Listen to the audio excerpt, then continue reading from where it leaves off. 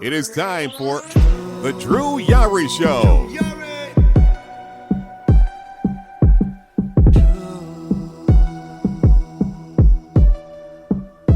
Drew Yari.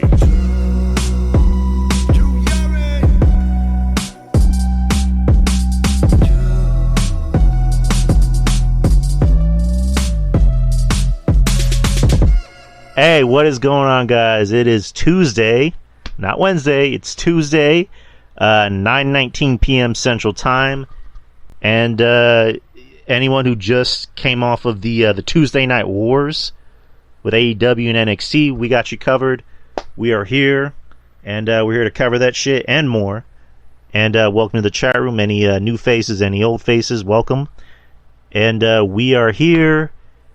If anyone doesn't know me, my name is Drew Yari.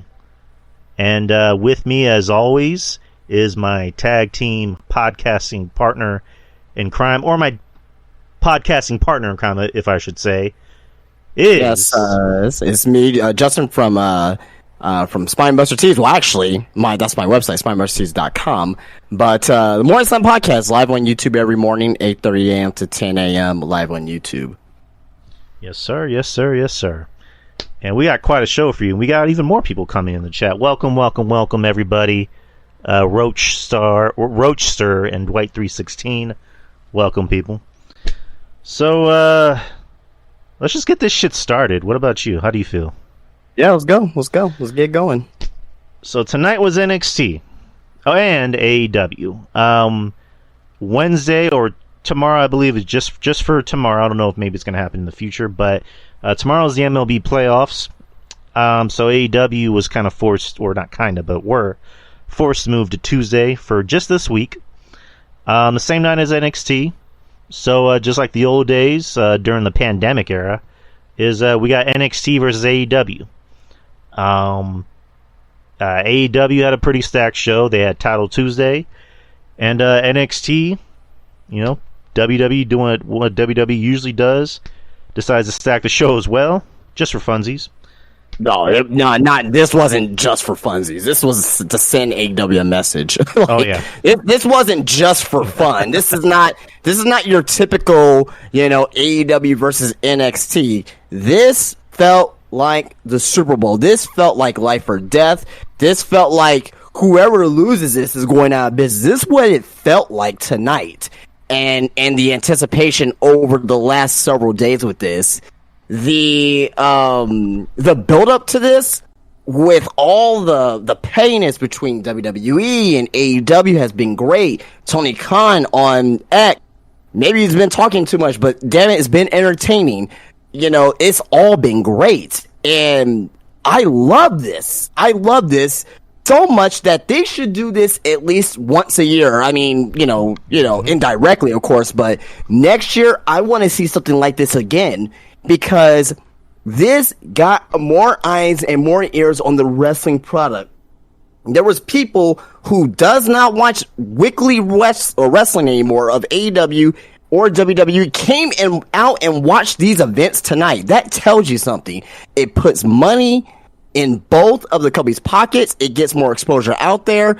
And, at the end of the day, this was just fun, man. This is a lot of people are saying this is probably going to go down one of the biggest nights of the year, which definitely is. But I will go on to say that this is a night in wrestling history that we're going to go back and look on. No matter if it was overhyped or not, because at the end of the day, I thought both shows at the end of the day were good to great. But I think that the hype didn't live up to expectations. Not to say that the shows were bad. Both shows were great. But I didn't think it really lived up to those expectations as we were making it out to be. But it was a super fun night, and I can't wait for us to dig into this. By not living up to expectations, do you mean do you mean like maybe you wanted more from it, or what do you mean? So what I mean by that is that on WWE side of things, it was more sizzle rather than the steak, right? None of the matches blew me away, right? None of the matches were like matches of the year, things of that nature.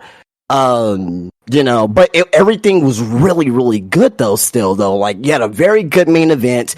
You had, to me, and I'll ask in a little bit here, but to me, what I thought was a fantastic vignette with Brian Pillman Jr. Mm-hmm. It was incredible vignette of his motivations and you know, and his name, and you know, why he wants to be, you know, change his name to the last name King. Like, it's just incredible.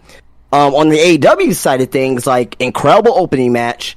You had another great match with Jay White and Hangman Page. A damn good main event, and there was some stuff in the middle that was questionable, I will say. But like I said, both shows had its ups, both shows had its downs. But to me, at the end of the day, I think this night of wrestling was great overall, and I think it's good for the business that we saw what we saw tonight.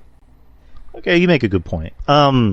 I think a lot of NXT, and we'll get into NXT, but I'm just going to say this. I think a lot of NXT, kind of what you said, there was a lot of sizzle, which makes sense because a lot of it was built on, hey, look who's here. Hey, look who's here. Hey, look who's here. And that's not to take away from the matches, because the main event was really good.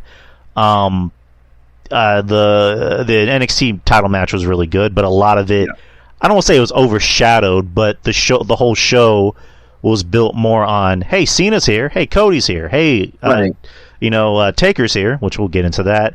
And AEW was more about, we're just going to give you a really good wrestling show. Which, again, I mean, not even trashing the show. You're going to be surprised about my take on AEW tonight.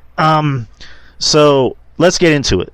So, do you want to before we get into it, just want to ask one question real quick in the chat. You know, please participate as well. What was your most anticipated thing coming into tonight's show? What was your most anticipated thing coming to tonight's show? It could have been a rumor of someone, you know, because there was rumors of Mercedes Moné, right? You know, slight rumors, but she never came out. What was your most anticipated thing coming into tonight's show, Drew? You mean for AEW or NXT? That's in general. In general. Expectations. This is gonna sound like a cop-out answer. I mean, my expectations were just the shows were good. I think with NXT, my expectations were met, even though I had a feeling that, even though in my head I'm like, what else could they possibly do? But everything kind of seemed like it was answered. It was just like, oh, what's Cena gonna do? Okay, Cena did this. What's Heyman gonna do? Okay, Heyman did this. Undertaker showed up as the American Badass. You know, Cody came out, you know, as the GM. He was kind of, I know you talked about it in the shop. We were kind of thinking or kind of hoping he might wrestle, but he didn't wrestle. But he didn't. But again, WWE, they're so good at not necessarily lying, but they build things up, and it's really not as big as they made out to be. They said like the first 30 minutes is going to show why WWE is superior to AEW. I didn't get that at all. You know, all Cody did was he came out, he announced the men's breakout tournament, which you kind of maybe saw, but we were really talking about the Dusty Cup, which he announced. They announced, "Hey, I'm the GM for tonight," and I was like, "Okay, cool," but you know, it wasn't as big as they made out to be with the promotion and everything with the tactics behind it. You know, I thought Cody he did great tonight, but again, at the end of the day, it wasn't as big as we were probably making out to me, and that's probably our fault as well. But WWE, they were saying it's a major announcement. Was it really major? Could they announced it without Cody? Possibly, right? They could announce these things without Cody, but with Cody there, it made just that much better. So, but I think my biggest thing coming into tonight's events was definitely Cody Rhodes. It did not meet my expectations, but I still thought it was good overall for that. All right. So, do you want to start with NXT or AEW? We should. I mean, we should really just be talking about the shows back and forth. Like, okay, all right. Yeah, I mean, just the shows back and forth. We can start from the beginning and just go back and forth between them because, like, it's, you know, I think these guys want to hear our opinions on how we were seeing both shows. Okay. Back and forth, but the first thing that happened was in NXT. It was the buy-in. Did you happen to catch any of the buy-in at all? No, I didn't. Okay. Well, there was over 51,000 people watching. Mm-hmm. You know, so it was a lot of filler. They had RJ City there along with Renee Paquette. and just talking about the night, saying, "Hey, this is gonna be the biggest night in AEW Dynamite history," which I see what they're saying, and I saw what WWE would say. This is gonna be the biggest NXT of all time, but in reality, this wasn't the biggest Dynamite in AEW history, in my opinion. This wasn't that. It wasn't the biggest NXT in NXT history. It wasn't that at all. I will go on to say that maybe NXT versus AEW the first time around, back on the Wednesday Night Wars, I was to say those were two bigger shows overall. Right. I think these were more hyped up. I think those two were the biggest shows overall because it started that foundation of, okay, are these shows, we're going to see what these shows are, who's going to lead, who's not going to lead, and we'll go from there.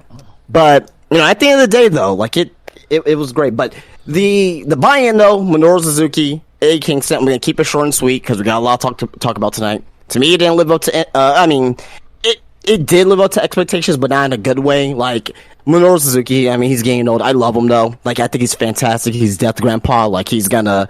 if I ever see him in the alley, he would probably murder me, right? But it was a lot of rapid, fast chops, things of that nature, a typical strong style match. Eddie Kingston gets the win, of course, because he's not going to lose the Ring of Honor Championship or the New Japan Strong Openweight Championship. But just the fact that there was 51,000 people at one time watching this, rather if you like AEW or not, that is a massive, massive number. And again, live streamers like guys like Kai Cenat on Twitch. If you guys know who Kai Cenat is, probably the most popular streamer in the world right now. He rarely gets that number unless he has like somebody on there like a Drake or like a like a Offset or somebody like that. But big number for AEW, but at the end of the day, it was just hype up for the show. You had one match, and we went straight into Dynamite after that. So, all right. So let's start with what opened NXT. The show opened with Cody. Cody, of course, getting a big reaction. Place was pretty packed. Cody starts out the night by saying "yeet," which again, it's funny. The crowd chanted "yeet." Cody, said "yeet" back. Basically to say, I'm here in NXT, I never thought I'd be here, A, B, C, and D. And he says, I'm not only here to make one announcement, I'm here to make two announcements. And the first being the Dusty Classic, which we kind of already figured. Second being that Shawn Michaels has granted him permission to be the special guest. That wasn't it. The first announcement was the males breakout tournament. That we already. That's something we already knew, but like. But that's what he said though in the promo. He said I have to make two. He says I have to make an announcement. The first, so he said I have a couple announcements to make. First, he said the males breakout tournament. Then he announced the Dusty Cup. Isn't a couple too?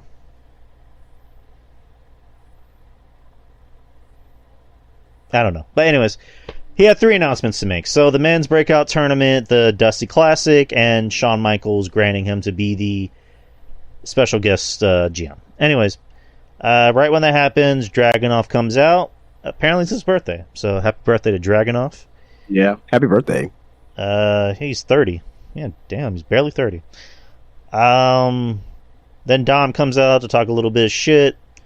Wants the NXT title. Cody makes the match happen, but tells Dom, I know the numbers game with Judgment Day, so I need a special guest referee. So he makes LA Knight the special guest referee. That's going to happen later in the night. It was already announced that LA Knight was backstage, so yeah. AEW, let's go to AEW. The show opens with Christian Cage in the production truck. Basically hyping up the main event for tonight with Adam Copeland and Luchasaurus, and then tells the guys, start the show, and they start the show. Show opens with Bryan Danielson versus Swerve, number one contender for the TNT Championship, or TBS, or is it TBS? No, TNT Championship. This Saturday on Collision against Christian Cage. As we suspected, fantastic match. Swerve is great. Danielson is great. I I'm digging that finisher that Swerve has. What's it called? House Call? House Call, yeah. I love that. I think that's great. There was a pretty gnarly reverse suplex off the top rope that Danielson did to Swerve. Like, I always think that's amazing how Danielson can pick somebody up and do that off the top rope. Really good back and forth action. Danielson kicks out of the house call. It looks like Swerve is about to cheat to win, but then Page comes out and makes sure that doesn't happen. Danielson ends up getting the win, so I guess we're continuing Swerve versus Page. Oh yeah, 100%. Yeah, especially what we saw at the end of tonight too. So. Right, so Danielson is going to face Christian this Saturday at Rampage. So, thoughts about both segments? So, I mean, I already talked about the Cody segment already. I mean, it was, the announcement was there. Good. It was good. And, you also had Dom come out there too as well to establish a match with Ilya Dragunov. Ilya came out there. So, good rub for Ilya and to be in the ring with Cody. I didn't like the idea of him versus Ilya just because of someone has to lose, but we'll get to that match. But LA Knight being announced, great. Getting our name on the show. The most popular, over, hottest babyface right now in wrestling is back on NXT. There was rumors that Sol Sikoa was going to be there, but he didn't show up, obviously. So, yeah, he did. So yeah, Sol Sikoa. Yeah, he came on the main event. I didn't see it. You didn't see the main event? I didn't see it. I didn't see it. I honestly didn't see it. Oh, man. But I didn't see it. I was sorry. I was watching. It was kind of hard to keep up. So we'll circle that bridge. What was like a blink and you'll miss it type deal? But yeah, I didn't see it. So that's my bad. So my bad. 2 shows was going on. I guess my attention was more on Edge. So my apologies. But it's Adam Copeland. It's well, whatever. We know who he is, but corner. But, yeah, Copeland. But anyway, so I guess Sol Sikoa was there, so I stand corrected. My bad. But regardless, though, of all that, I thought that's thought the segment was good.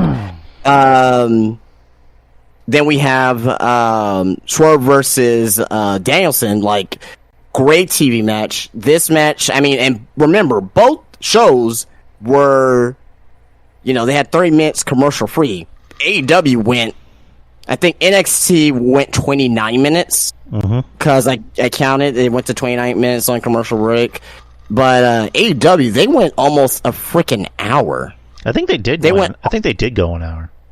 I think it was 48 minutes. Anyone in the chat, fill us in. I'm sorry? No, I was going to say, anyone in the chat, fill us in. I think it was 48 minutes because that's when the Tony Storm film was being produced. And they went to commercial segment. Everyone was bitching about that online, but just both opening the segments and matches or whatever you want to call them for on both sides. I thought they were both great. I thought it was both strong starts. You start off with the right match on AEW. You start off with the former WWE guys, rather. I'm sorry. But obviously Danielson's the more known. And, you have the number one babyface in the company right now of Cody Rhodes coming out, making his announcement. So I thought strategy was great on both sides. And, I'm really wondering what that first quarter reign is going to be for that viewership. So. All right. Next 2 matches for both shows. You had Roxanne Perez versus Asuka. Shotzi came out for commentary. Good match. Not particular. I wouldn't say it was great. It was good. It was short. Yeah, pretty short. Roxanne. A lot of the match was her just, I guess, taking Asuka's hits and kicks. She's trying to sell herself as being more aggressive, more of a badass. It's working a little bit. Not sold on it all that well. I mean, I do like Roxanne. I do want to see more of an aggressive side to her, so it remains to be seen. But good match. Asuka got the win, like Justin mentioned. Pretty short match. Afterwards, Kiana James came out for like 2 seconds, and then Roxanne took her out. So, well, not Roxanne, but Shotzi. So that happened. On the AEW side of things, Jericho versus Hobbs. Pretty surprising how this match went. I mean, I shouldn't say surprising. I'm just kind of given how AEW usually does things. A lot of it was Hobbs dominating, which he should. I even wrote that in my notes. Hobbs dominating as he should. And he's just beating the ever-living piss out of Jericho. And Hobbs got the win, obviously. I mean, my only critique about the match, there's a spot where Jericho has the walls of Jericho on Hobbs. Hobbs reverses it into, I'm calling it the World's Strongest Slam because that's what it looked like to me, the World's Strongest Slam. And what does Hobbs call it? I have no idea. Okay. I don't even know if it has a name. If it does have a name, someone can put it in the chat. But I haven't heard of a name for it. All right. I think it's just a front power slam. Jericho kicks out, which I just kind of groaned. I'm like, why did he need to kick out? And then Hobbs did the slam again and pins him and gets the 3 count, which I'm just like, why couldn't he just get the 3 count the first time? Just little nitpicky things I'm just bitching about. But I didn't really. I mean, I see what you're saying, but like that didn't really bother me. I mean, whatever. Anyways, Hobbs got the win as he should because he's fucking Hobbs. He should be dominating Jericho. I mean, Jericho should be doing the JOB for Hobbs. But overall, what'd you think about both matches? Asuka Roxanne match, short, good match, but short. Asuka still undefeated in NXT. A lot of people don't remember that she was undefeated in NXT. She had to vacate a title due to injury. So, it was fine. Kiana James is always a plus, right? I love me some Kiana James. And Shotzi being there, saying that she's going to host Halloween Havoc with Scarlett because they're both horror heads. so I guess that's, I mean, they're not part of NXT anymore, but I mean, I guess I'm alright with it. But Hobbs and Jericho, another short match, and Hobbs squashes Jericho. I mean, Jericho did get minimum amount of offense in here, but really, this is really just to tell the story of. It really is more to tell the story of with Don Callis that Jericho and Kenny Omega cannot win without Don Callis, and that Jericho made a mistake of not joining the Don Callis family. So I like this story that they're doing with them. I would have liked to seen maybe Kenny come out in some fashion, maybe get destroyed by Hobbs too. That probably would have been okay with me, but beggars can't be choosers. So, but I mean, I thought both were fine. I mean, I think both of them were the weaker matches of the night. Not to say that they were bad, but at the same time, I thought they were both. I thought they both did a job and both got their point across. Is Kenny hurt? Not that I'm aware of. Yeah, I haven't seen news on it or reporting news on it on the show, so I don't think so. Yeah, because he wasn't on the show all night, and I would think that they'd put one of their biggest or one of their main event guys on the show. No, I mean the Young Bucks wasn't on there. You didn't have. I mean, well, we know what happened with FTR, but yeah, there was no Young Bucks, there was no Kenny. I mean. Now everyone has time to be on the show. Oh no, I know. I'm just saying because it was a big night, so you know what I mean. I get kind of figured they would put the elite on the show, but I mean then that means someone else would have to be taken off the show. Then there's gonna be people bitching online like, oh, Young Bucks is on the show. They don't need to be on the show, and right, so. Yeah, so I thought it was fine. I mean, if Tony Khan didn't find a place with them on the show, it must have been a reason. And I thought what Tony Khan did on this show wasn't perfect per se, but I thought he put the right people and the necessary people on the show. Right? Yeah, you're not wrong. Let's see. So next is on the NXT side of things, you have the Pub Rules match with Tyler Bate and the Brawling Brutes versus what is Joe Coffey's group called again? Gallus. There you go. I'm sorry. And on the AEW side of things, you had a segment with Adam Cole at Roderick Strong's place. And then you had the International Championship with Felix and Cassidy. Let's get to the Pub Rules match. A fun match. People seem to be into it. I mean, it was kind of what you thought it was. It was just a lot of carnage and calamity. with And, both you know, teams. gimmick spots using with the gimmick weapons that was on ringside. So Pete Dunne stabbing Joe Coffey in the hand with a dart, even though he didn't really stab him. What is it? Tyler Bate throwing a bowling ball at a trash can that one of the guys are in. And Bate and the Brawling Brutes got the win after throwing one of the guys through a table. So entertaining match. You know what? Again, kind of a typical street fight match. You know, a lot of gimmicks, as you said, but it happened. Similar to the Viking rules match as well that happened on Raw. So right. You know, instead of a Viking ship, it was a pub. But I thought both of them were great. So very fun match, very chaotic carnage. What you expect to see. I think Gallus is underrated. I mean, I get why people don't like him because of their, they may be a little bit dull and boring, which I totally get. But when that bell rings, man, they can go, and they showed it tonight. So, right, they're very talented. I need to see more of them, but that's just me. All right, AEW. The segment with Cole and Roderick, the International Championship match. Was that a short match? Because I feel like I just looked at the screen and looked back up and then looked down and then it was just done. For what match? The Felix and Cassidy match. It didn't feel too short, no. It didn't feel too short. I mean, it wasn't long, but I wouldn't call it necessarily short either. Right, because I went to the restroom with my phone because I was watching AEW on my phone, and I literally... You were taking number 2. Well, I mean, I did have a spicy chicken sandwich from Chick-fil-A and some nuggets, so they came back. System out, Yeah, they came back up. So I tried. Justin, listen to me. I tried to watch the match. I tried to pay attention for tonight's sake. But I literally felt like I just looked up and looked back at the screen and the match was over, and I just see Tony Storm pretending to drive a car.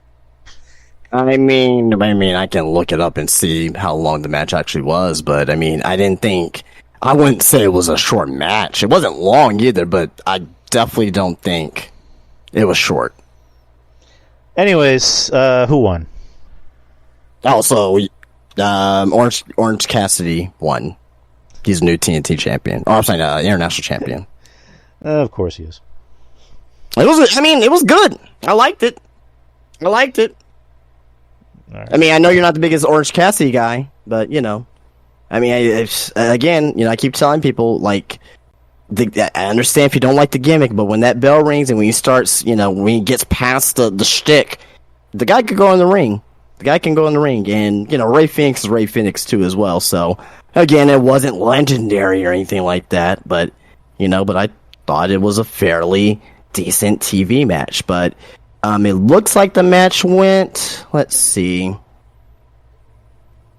Probably went maybe about probably 10 minutes. Okay. Moving on. Let's see. We had a Becky Lynch, Tara Valkyra vignette, which was really good. Kind of felt like something you'd see on Real Sports. Becky and Valkyra. Oh, okay. Sorry. It was a vignette just talking about their past, about how. Becky was at her school, was at her wrestling school in 2018, and they came from the same background, obviously, same country. Kind of felt like a promo package you'd see on Real Sports. Yeah. It was really good. So Tegan Nox came and talked to Valkyra and just told her, I almost had Becky beat, so I think your match should be put on hold. And Valkyra's like, listen, with all due respect, you lost. You couldn't get the job done. This is my shot. So they're gonna have a match next week on NXT. Totally fine with that. Again, this is on NXT, but what I've been mentioning too as well is that Raw, especially last night, they've been using, all the women, and even if it's for 10, 15 seconds, they're using the women, and that's how you are able to get more women featured on the show, and also in the process as well, you'll start to let these casual fans start to get more acquainted with them. So, and that's something that I actually talked about on my podcast earlier this morning. So, but, I thought that was a good little, vignette, with, Becky Lynch and, Lara Valkyria. Right. On the AEW side of things, like I mentioned, Tony Storm was pretending to drive a car for some reason. I mean, well, they had it in a picture-in-picture. So No. So Yeah. let me kind of like backtrack a little bit. So they went to their first commercial break, and I believe it was at 7:48 Central Standard Time, and a lot of people were pissed off because they want to see this Tony Storm vignette, and it was picture-in-picture. But little did we know it was actually supposed to be a silent movie. So it had music. It had music, but it was supposed to be a silent movie. So a lot of people didn't really see it, and they did another picture-in-picture vignette again later on in the show. So I just thought it was terrible timing with that. If at all times go commercial break, you decide to go on the Tony Storm segment with your hottest woman on the roster, I would have gave that full attention on the show itself. I would have put something else in picture-in-picture. Maybe, I don't know. Maybe they could have had a match going on during that time and going in picture-in-picture. I don't know. They could have moved some stuff around, but I get what Tony Khan was doing. I understand it, but to me, in execution, it didn't fit. And also because, like I said, Tony Storm is your hottest woman in AEW right now. I thought she should have had the full attention, the full screen experience. But what do I know? You know what I mean? I'm not back there in the company to know the analytics behind it. Right. Next is you had Wardlow come out for a squash match. Beats a local jobber and exits through the crowd, which I think is... local jobber was Evan Bourne. That was Evan Bourne? Yeah, it was Matt Sydal, yeah. Holy fuck. He's relegated to local jobber now? Like, he doesn't have his name no more? I literally did not know that was Matt Sydal. Yeah, that was Matt Sydal, yeah. So he beats local jobber Matt Sydal. I'm playing. No, he beats Matt Sydal and leaves through the crowd, which, that's interesting. It was like a 50-second match, if that. Yeah. Local jobber, people. Matt Sydal. So after which, on the NXT side of things, John Cena came out to address the crowd, talk about tonight, talk about his relationship with Mello. And then Braun comes out to talk a little bit of shit, of course. The crowd is chanting Braun Breaker sucks, but in the style of how they do Cena's song, which was kind of funny. Cena just tells him straight up, like, you're very talented, but I don't like your attitude. And he tries to shake his hand, wish him good luck, and Braun, instead of shaking his hand, hits him, goes for a spear. Cena tries to go for an AA, Braun gets out, and that's it. On the AEW side of things, you had Hangman Adam Page versus Jay White.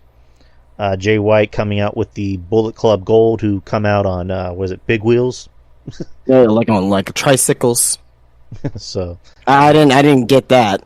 I know if that was a shot towards Undertaker, maybe, but I don't know. I guess. I didn't get that. I love the Bullet Club Gold, but that kind of went over my head. So maybe someone in the chat can say what happened, but that kind of went over my head there. I guess. But the Adam Page and Jay White match. I'll say this. I'll be positive. I thought it was a good match. I thought it was a really good match, really good back and forth action.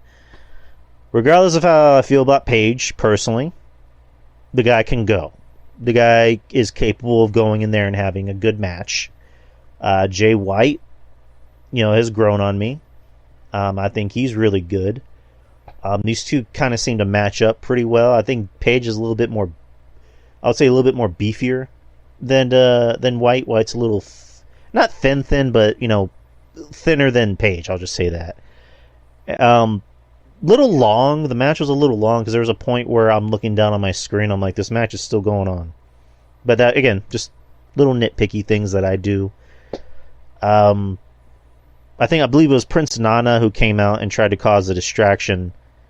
But, he did cause a distraction. Yeah, he came out. I have it in my notes. Attack on his crown, yeah. Have it in my notes, I'm sorry. Distracts Page. White gets the win with a roll-up. Afterwards, I didn't hear the promo because I had the NXT Championship match on. So, but I know he did a promo with MJF. So, I did my promo piece. Took fucking forever, man. Seemed like it. It took that. That's probably one of the most. And I gotta go back and I'm gonna watch it tomorrow at the shop in full.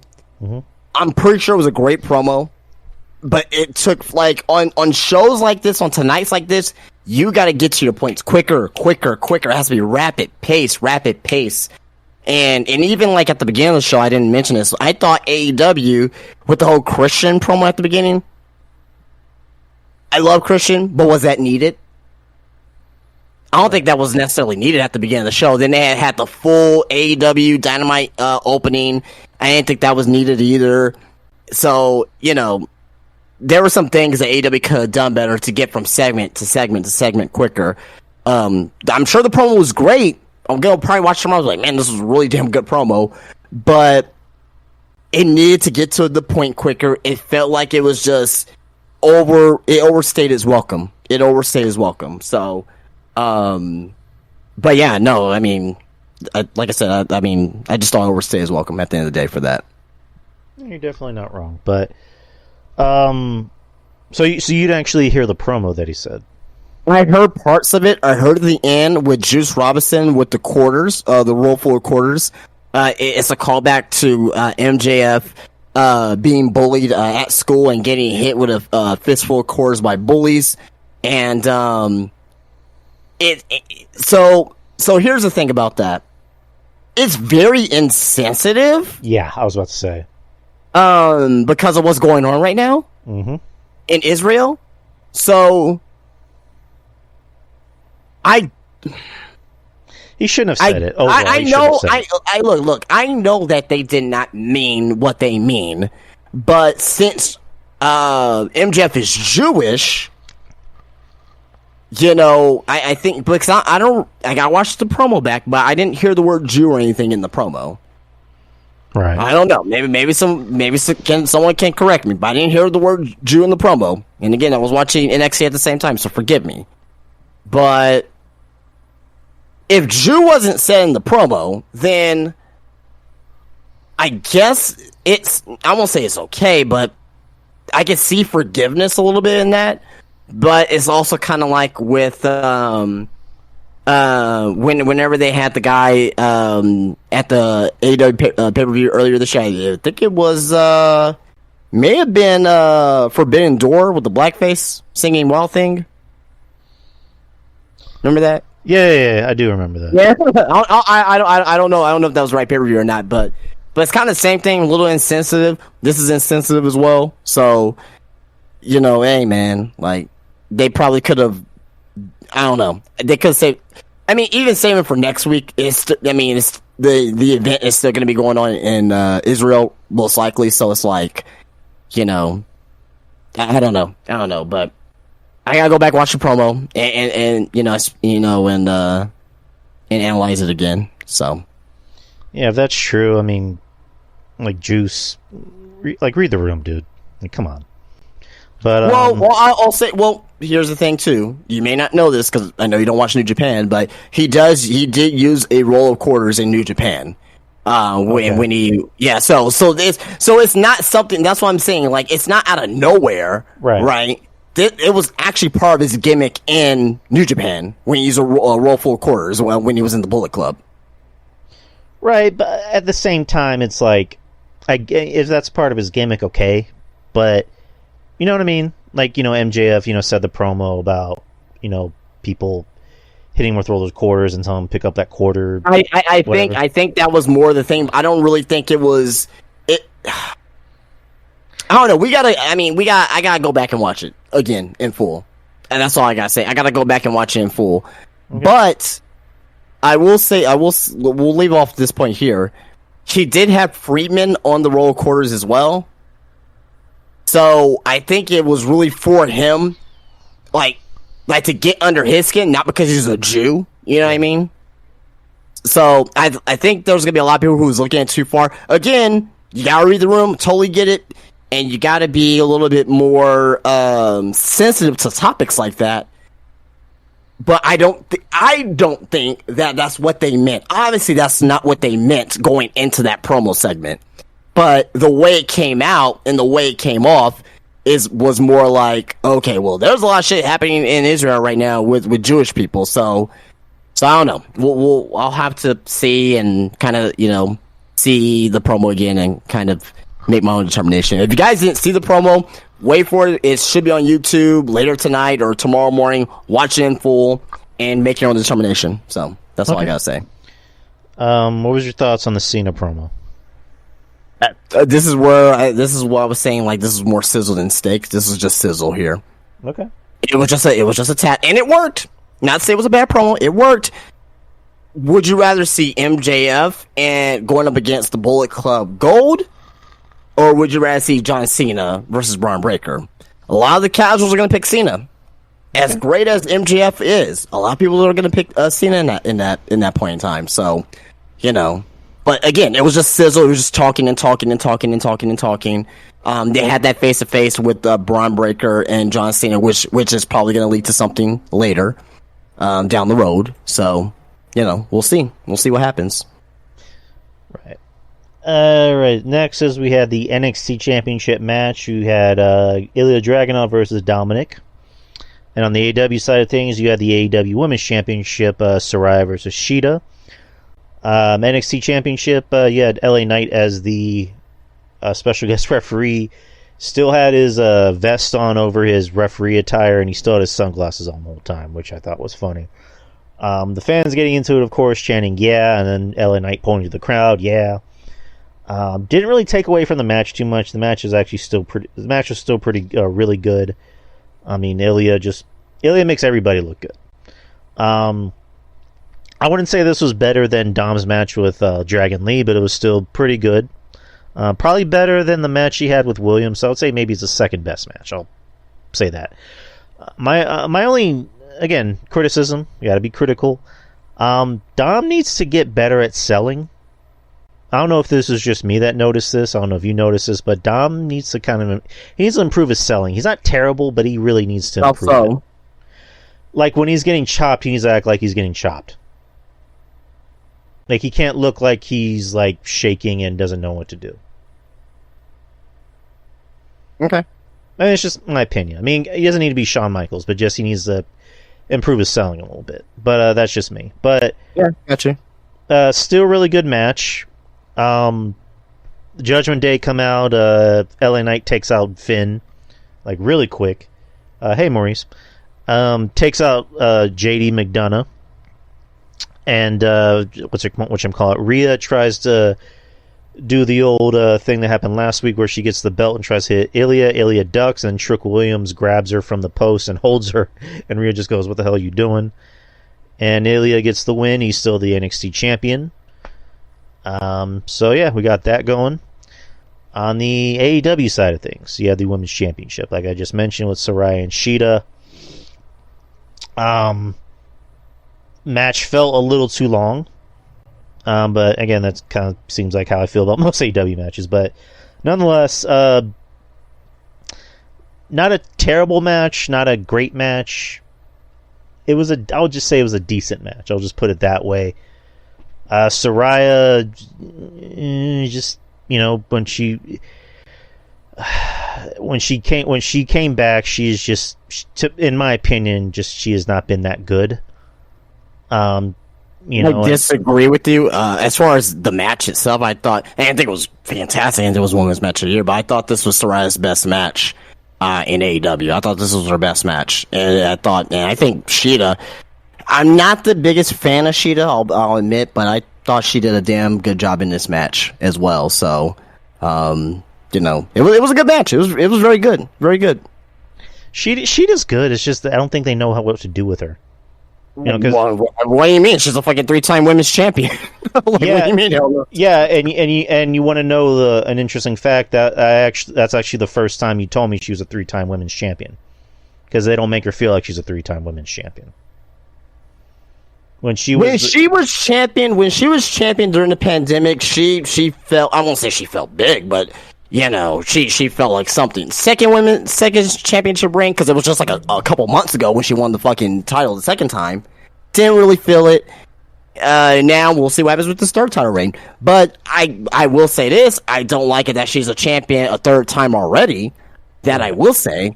But at the end of the day, you know, Saraya, she was trying to answer questions when she won championship. Hey, you're gonna be wrestling in singles matches more.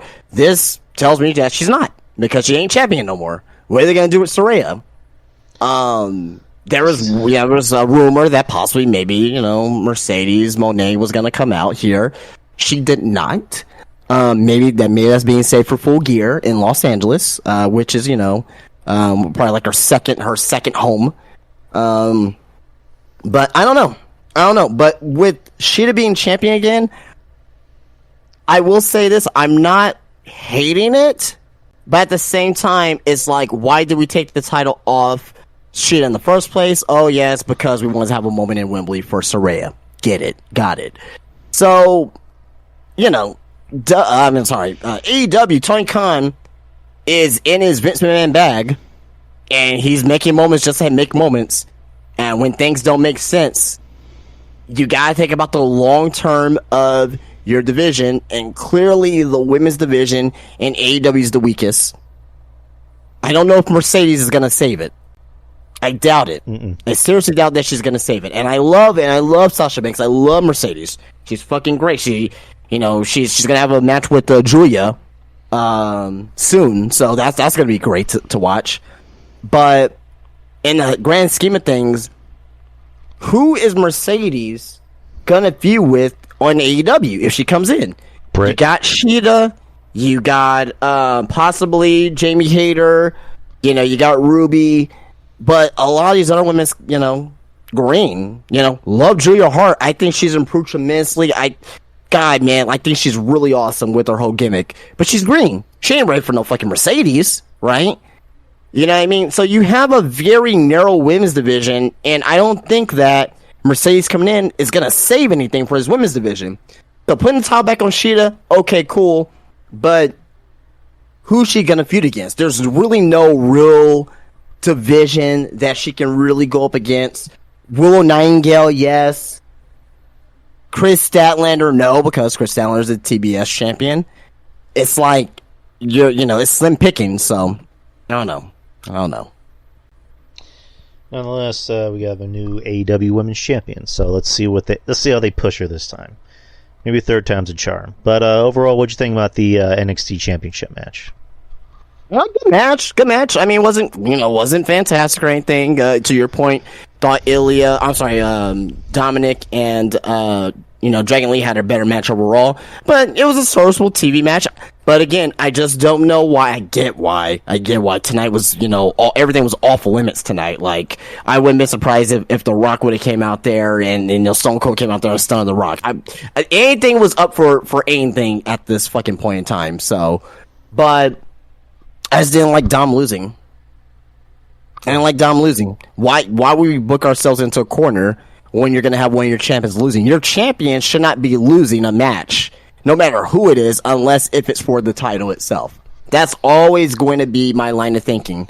Your champion should not be losing matches unless it's for the title itself. So, if they would have done champion versus champion, that would be even more stupid. But good match. Not taking away from the match, just the questioning of the booking of the match. That's the only thing I have to question, but, I digress. All right. Afterwards, Corbin came out to confront Ilya, and then Dijak attacked Ilya from behind and told Corbin he's mine. Later, Corbin went to GM, or special GM, Cody Rhodes, wanted a championship match, and Cody told him, you certainly deserve it, but Dijak made a statement, so next week you're going to be in a triple threat with you and Dijak and the winner of the main event to determine who will face Ilya for the title. After which, Jade Cargill showed up in a nice, was it a limousine SUV. or SUV? SUV, there you go. yeah. With Shawn Michaels greeting her. So I my God, mate. Chocolate milk is fresh. Got that right. And I'll just keep it at that. Next match, you had Lola Vibes versus Danny Palmer in the Breakout Women's Tournament. I wrote lots of cake in this match. And I'll just leave it at that. Both are very good. Vice, it seems like, it looks like they want to make her into something. She is very talented. She has a look. Very much so. Danny Palmer, I thought was more impressive in this match, just my opinion. Yeah. She's super athletic. Do you know her background? I want to say gymnast of some sort. Oh, let me look it up real quick as you keep talking. But yeah, good match. You know, I think it was, to my knowledge, it was pretty short. Not like short, but like maybe under 10 minutes. Like, because I think they might have went to break. Or no, they went to break after Vice did her entrance. Right. But overall, I mean, decent match for the time they had. Vice got the win as I expected. Palmer, again,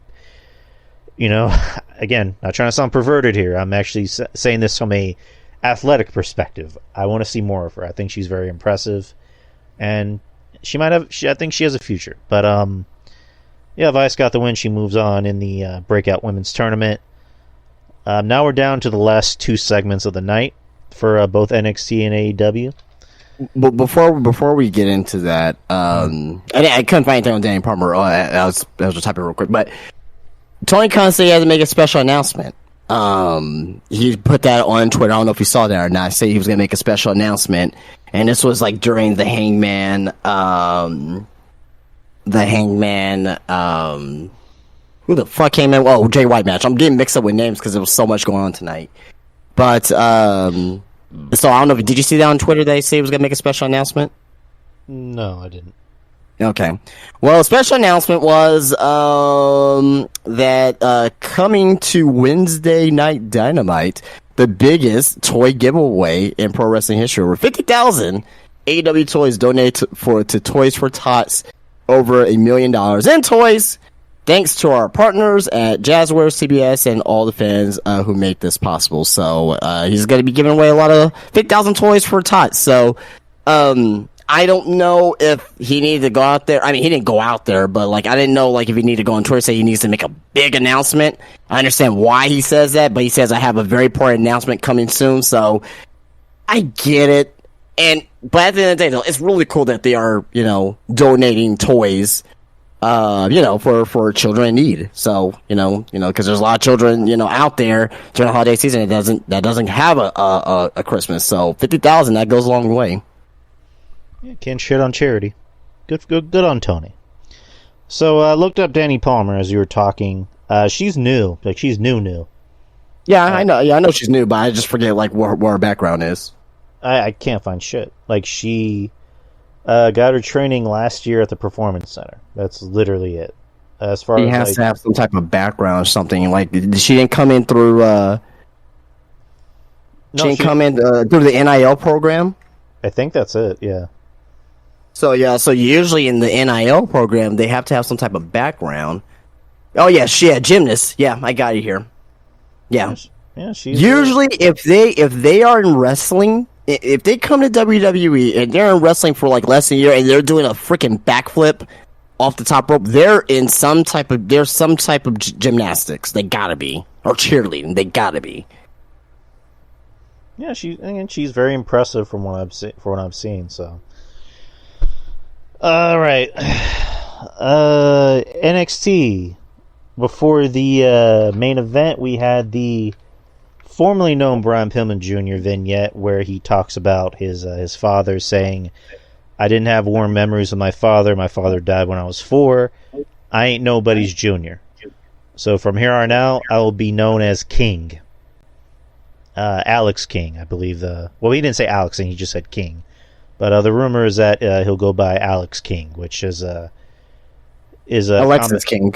Alexis King, there you go, which is a combination of his sister, sexy Lexi Pillman, who she passed away, right? It's sexy Lexi Pillman. That's what they called her. Or just Lexi. Or just Lexi. Like, I wouldn't say that about her with someone that passed away. Okay, yeah, that was bad. I'm sorry. So Lexi Pillman, but that's what they called her. I'm sorry. But Lexi Pillman, who's a sister who passed away, when did she pass away? Like a few years ago, or? Yeah, I believe so. I don't know the exact date, but yeah, it's been a couple years for sure. And King, who's King? It is his. Well, he says the man that raised him, but I believe that is his mother's maiden name, and his other sister, who is I believe Skylin King. So, She died in 09. That's what Kyle said. Okay, so it's been more than a few years. So okay. So here's the thing.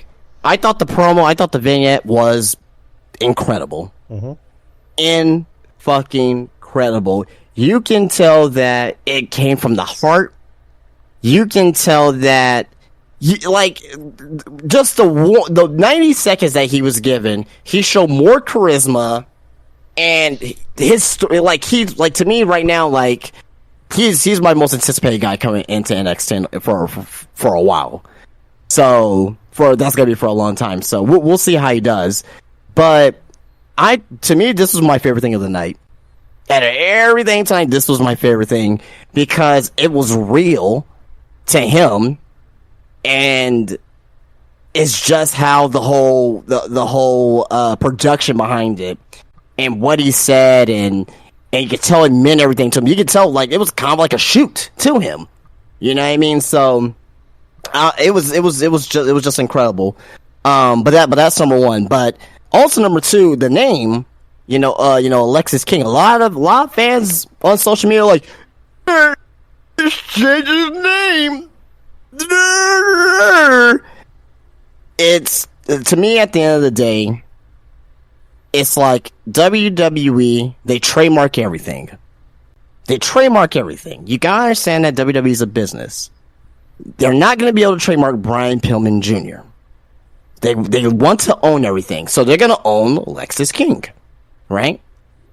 We got over, from Walter going to Gunther. We got over that. We got over the Braun Breaker. We got over the Finn Balor and the Antonio Cesaro changing to Cesaro, and then Alexander Rusev going to Rusev. We got over all of that. So I think it's going to be the same thing with Alexis King at the end of the day. Right. I mean, we talked about it. I mean, I've always said with new names, originally I always roll my eyes. I'm like, why? But at the end of the day, it makes sense. I really did like the vignette like you did, because it, like you said, it was short, sweet, and to the point. It made sense. It wasn't just him yelling into the camera. Like, he was passionate. It explains why he's changing his name as well. He's like, hey, I am Brian Pillman Jr., but I'm going to change my name because of this, and that. Like, fucking incredible. I thought it was just, wow, perfect. Chef's kiss.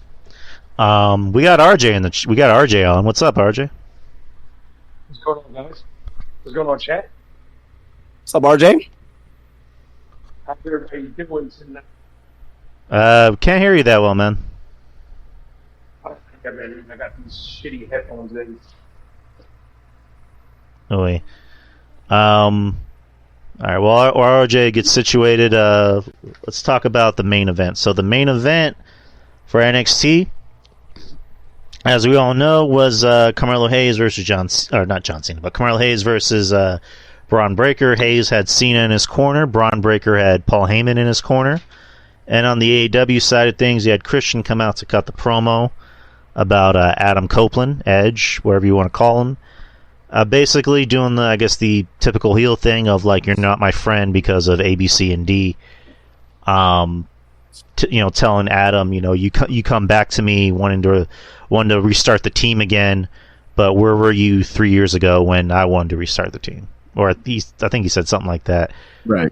And, you're getting pushed to the moon, I got pushed aside, so now that your career's taking a nosedive, my career's on the rise, and you need me, but I don't need you. And then talking about his family, telling Beth, she needs a real man, you should get the sheets ready because daddy's coming home. Then Copeland comes out to try and chase off Christian Cage, but he gets out of the ring. The whole match, Christian is just sitting at top on the chair watching the match. Decent match with Luchasaurus and Copeland. Yeah. Copeland can go. Copeland Edge likes having his long matches, like, as we should all be predisposed to. As we talked about, NXT, I think, had a 10-minute overrun. They had an 8-minute overrun. I think it actually went off by 9:09 to be exact.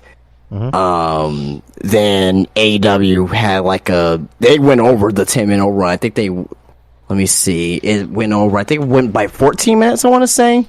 Let me see what Mr. Sean Ross said because I saw the tweet. Yeah, the AEW went off air at 10:14 Eastern time, so yeah, 14 minutes. Yeah, I was about to say it had to go a long time because you balling a long time. All right.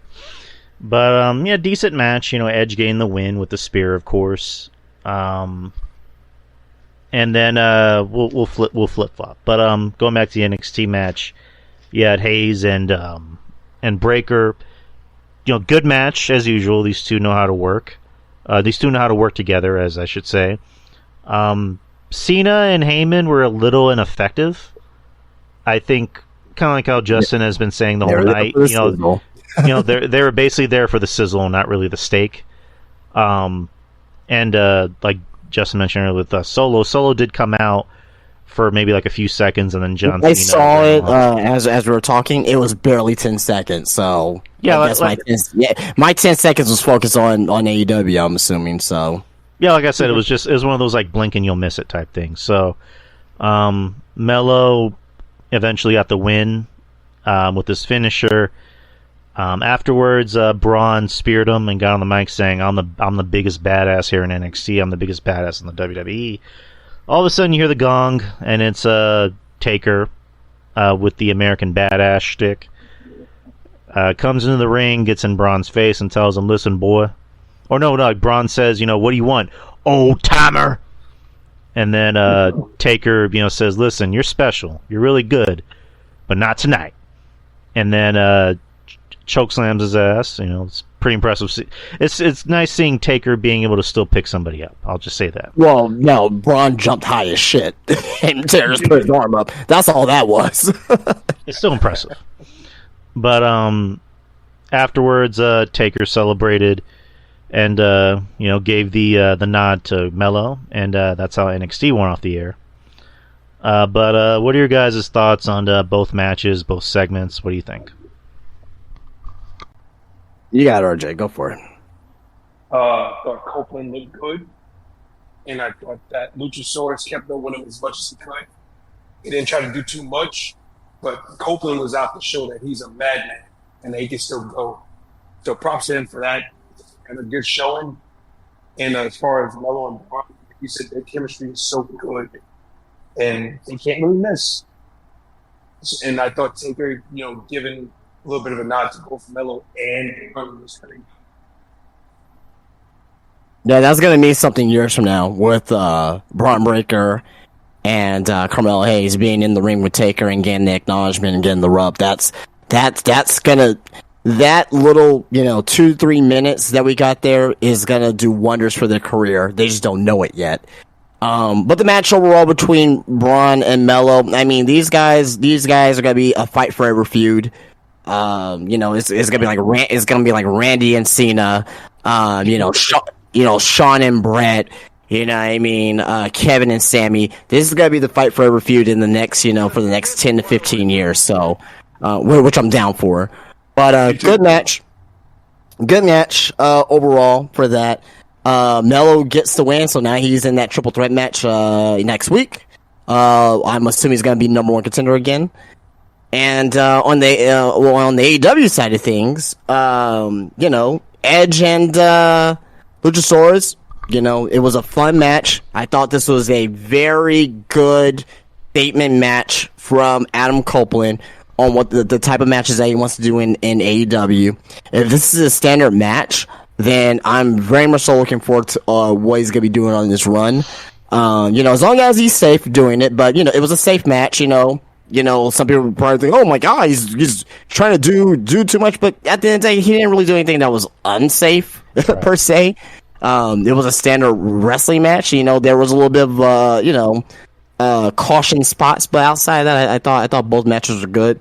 I thought that the brawl at the end with all the intertwining storylines with the Embassy, with Swerve, with Hangman, just everything intertwined with each other at the very end. I thought it all melted together pretty well, and I thought the show ended pretty well off the air. So yeah, I'll agree. I thought AEW had a pretty solid show tonight. I'll be the first one to admit they were pretty solid tonight. the good stuff was good, like I usually say, and the stuff I thought was meh. But there was kind of maybe a few meh things on the show, in my opinion. And of course NXT, you know, and like Justin said, a lot of sizzle. But still a pretty solid show for NXT. So let me ask this, and you know, in the chat as well, you could participate. Obviously, what was your match of the night, your moment of the night, and what do you think the total viewership is going to be for NXT and for AEW? Drew, go first, or RJ go first? You go first, RJ. So match of the night, moment of the night, and viewership prediction. I like Swerve and Bryan a lot. I went back and I saw it. Yeah. Really good stuff. Like, love that match. Moment of the night would be Taker giving the nod to Braun and Miller. And as the viewership goes, I think AEW 900,000. I think that NXT will barely crack 1 million. Very close. Okay. Yeah. Okay. Match of the night, I'll say I'm gonna go with RJ on this. I thought Swerve and Danielson had a really good match. I thought they had the best match out of both shows. I'm biased because I love Danielson anything, so I'm gonna give that match the match of the night from both shows. Moment of the night, you know, obviously Taker coming out, giving the nod to Braun and Mello. Like Justin says, in a few years that's going to mean a lot more to them than what they think it is. So that was a big moment. As far as like ratings predictions,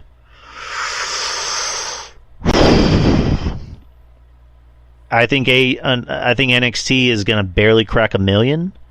I wouldn't be surprised if maybe they got like 970, 980. AEW.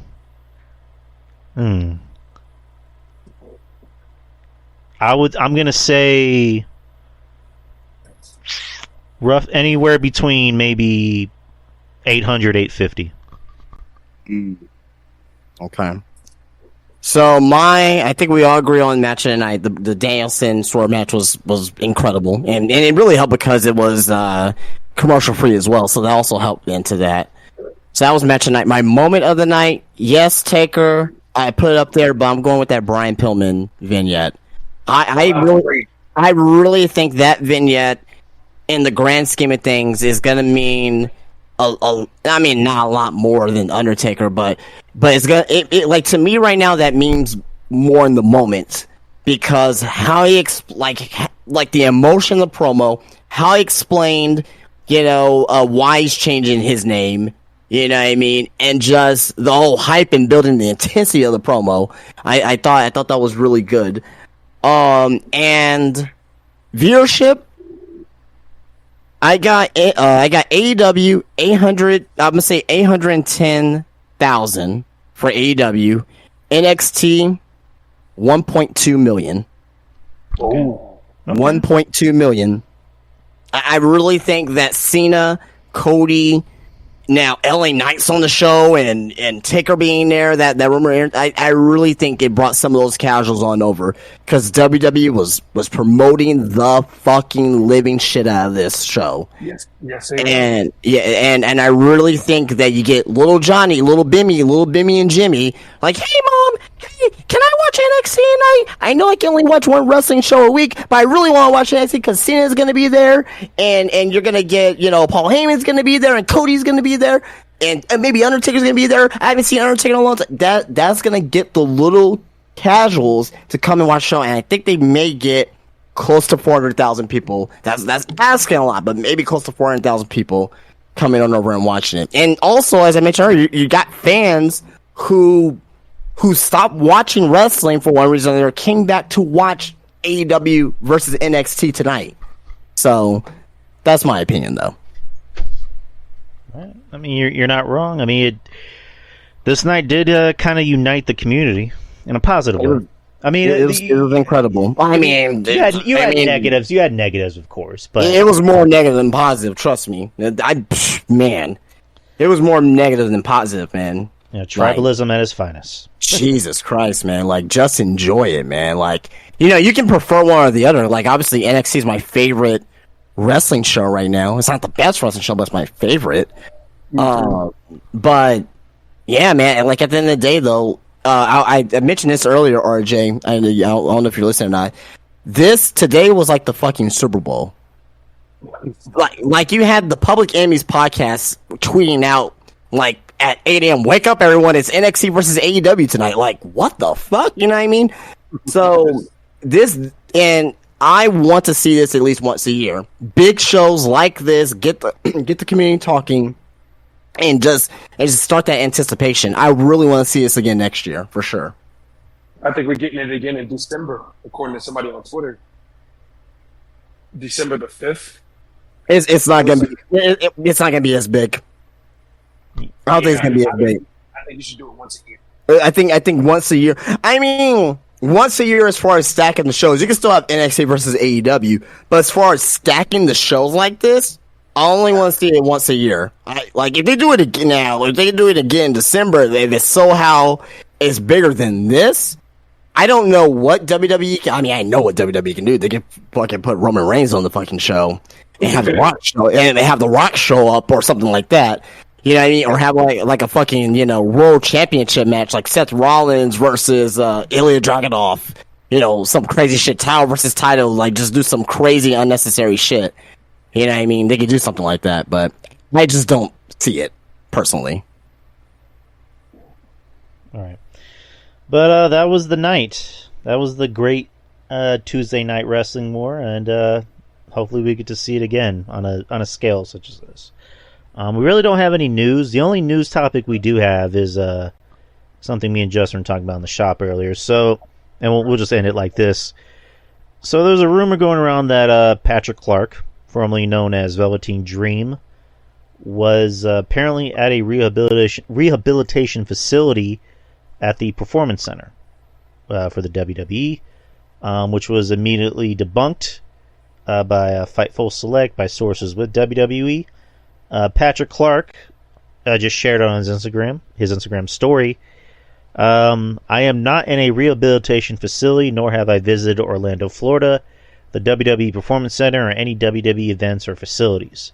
I encourage all wrestling media and platforms to highlight the women and men who put together awesome weekly television, and not waste time publishing and pushing false narratives and fake news about me. I haven't contributed anything to your line of entertainment in years. Please do better and use your platforms to showcase the bright and prominent future that is professional wrestling. Peace, love, be wild. Thoughts? None. I thought that was weird. The timing of that was weird. I mean, I'll be talking about this tomorrow, so, I mean, but as of right now, really no thoughts. But, I kind of lied. I will say this at the end of the day. Velveteen Dream, I think he got, the short end of the shit stick. You know what I mean? I mean, he was, or still is, a little bit out there or whatnot, but, like, I guess it wasn't proven true that the girl or whatnot, that he was talking to wasn't real. So I don't know, but and also as well, like we're watching earlier in the shop, Drew, that Mansoor and Mace when they were talking about, like, hey, we didn't say anything about fucking Riddle and Gunther. We didn't say anything about that. You know what I mean? They had to fucking call Sean Ross Shep live on stream to talk about that. So yeah, wrestling news outlets, guys. Take it with a grain of salt. With the news that you do get, is up to you if you want to believe it or not. But always utilize your resources. I agree with that. We can't be taking guys seriously like this for the time. People take guys like Sap and BWE and all these other guys who just have nameless and faceless sources as the gospel, and it fucking hurts me. Velveteen Dream, it's sad the way his career ended. But I just can't see them bringing him back in any type of capacity. I sort of disagree. I don't think he wants to, I mean, from what it sounds like, I don't think he wants to come back. But I think everyone deserves a second chance. I kind of mentioned this earlier to Drew in the shop, like fucking, Snuka fucking killed his, girlfriend and was still at a job, and Vince McMahon, covered up for him and whatnot. So you had so guys get second chances, but I don't know if he wants to come back. At least from that post, it sounds like he just wants to, be out of the spotlight for a while. And he's still super young. It's not like he's like 38 or anything like that. It's like, he's younger than I am. You know what I mean? So, but I just think with the culture and right where we at in society, I don't right. think they ever do anything with that because we're in cancel culture, and they listen to that kind of stuff. The WWE kind of budges back on that stuff, but at the same time, they kind of fold in certain instances as well. So, you mean to tell me they didn't want to release Travis Banks and all those other guys from the NXT UK, but they did. Travis Banks, oh god. So like, they try to push back on some of that stuff, but they kind of fold in certain instances as well. So I just can't see it. But then again, if you're right and he doesn't want to be in the business no more, power to him. Hope he keeps his nose clean, literally and figuratively, and he has a better life. All right. Last thing, I know I said we're going to close it out, but last thing, so there is backlash on the MJF promo with Juice Robinson. People are not loving it. I know Brian Last from Cornette's podcast, he talked about it. He says pretty disgraceful for AEW to do an angle promo built around anti-Semitism right now. It's beyond tone deaf. It's infuriatingly ignorant. Doesn't make me want to see the match. Makes me want to turn the channel. I know a few other. Again, that is the narrative of, like, I get it. And again, I gotta go back and watch the promo. But if he didn't say Jew or anything in the promo, then it's like we're interpreting that Juice Robinson is, trying to knock out MJF or World Records because he's a Jew. And I get that's what MJF's story is as well. So I gotta go back, rewatch the promo. Apparently, that's what it is. So, I guess I will go based off that, but I gotta go back and watch the promo and make the determination for myself. You know what I mean? But people are saying Juice Robinson should be terminated immediately, like WWE Gareth. Like, go.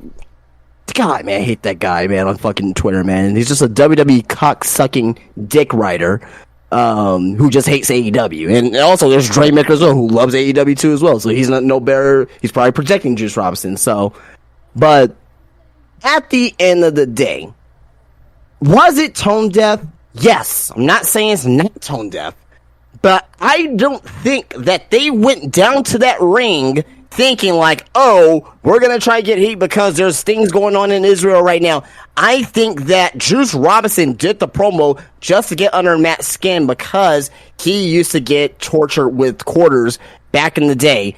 I don't really think it's because he's a Jew. I don't think it has anything with him being Jewish. Right. And that's Juice Robinson's story. He hits guys with the wall of quarters. He's been doing that ever since he became a member of the Bullet Club. And that's what I told Drew earlier too. I'm like, that's his gimmick. Like, what the fuck? Yeah. That's his thing.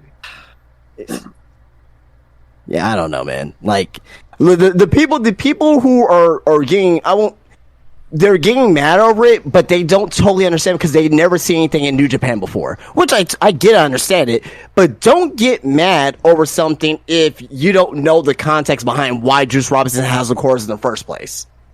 Right. If you don't understand why Juice Robinson don't have the cords in the first place, you should not be getting fucking mad at it. That's fake as fuck.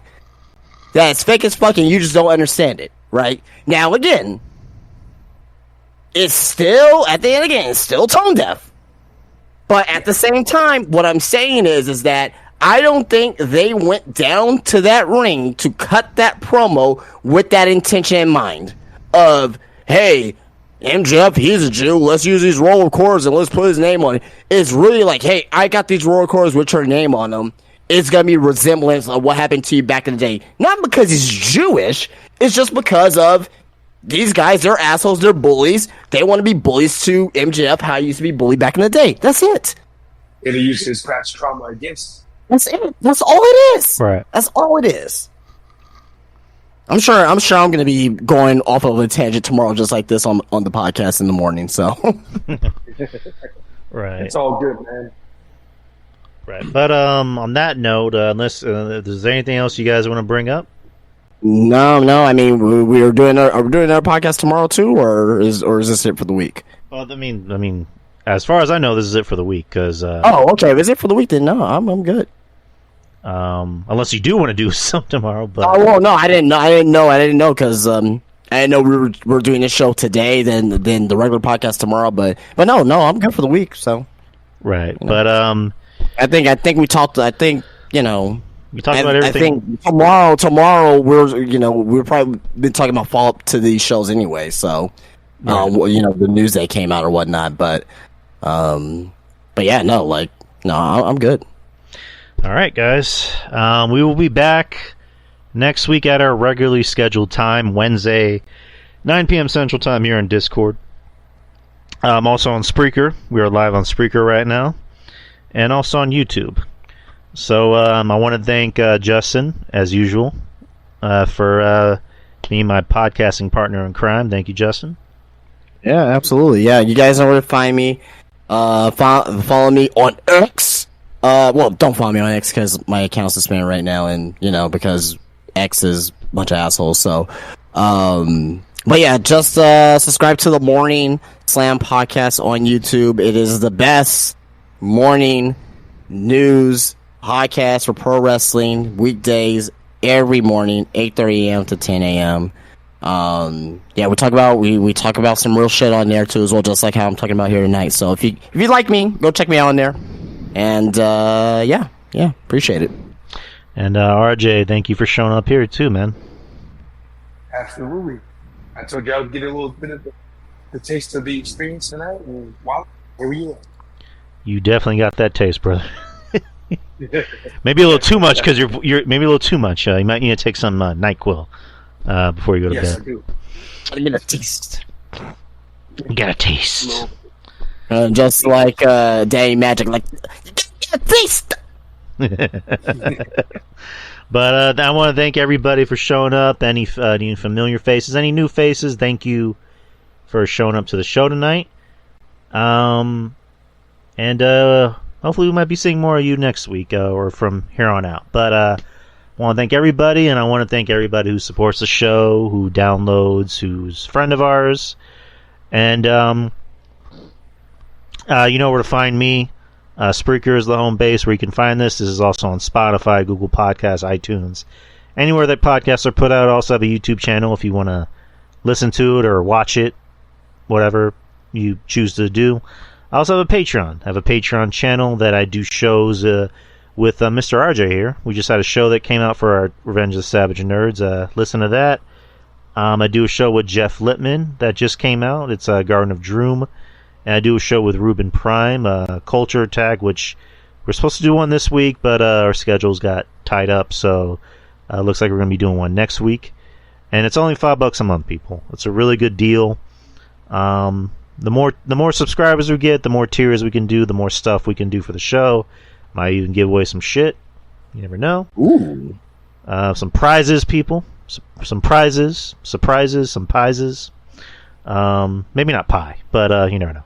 But $5 a month, people. And the Friendly Neighborhood Marks podcast I do every morning with Mr. RJ here and Monty. Basically just us covering the week of wrestling. I'm not the host. Monty's the host. Sometimes RJ's the host. I'm just the guest. And we just dropped a tasty little show today. So yeah, it'll be going up soon. It'll be up soon, so you're gonna love it when you hear it. And for anyone that's interested, Jeff Littman, one of his many podcasts that he does Garden of Doom, which is not a wrestling podcast. It's more of a podcast about, conspiracy theories, the supernatural, stuff like that. My shoot brother, was on the podcast. Brother. My older brother, Michael, he was on the podcast today, so check it out. There's some quality issues, some connections issues, so just forewarning you, but he's on the show, or he was a guest on the podcast, so give it a listen. It was pretty good. There's more Yaris coming out, so beware, people. We're taking over. Beware the Yari. Beware the Yari. Return of the Yari. That was bad, but anyways, we're done, people. Thank you, and we will see you next week.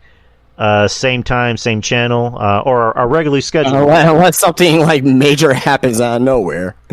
Exactly, like you said. But as far as that goes, we will be back to our regularly scheduled time Wednesday at 9 p.m. Central Time.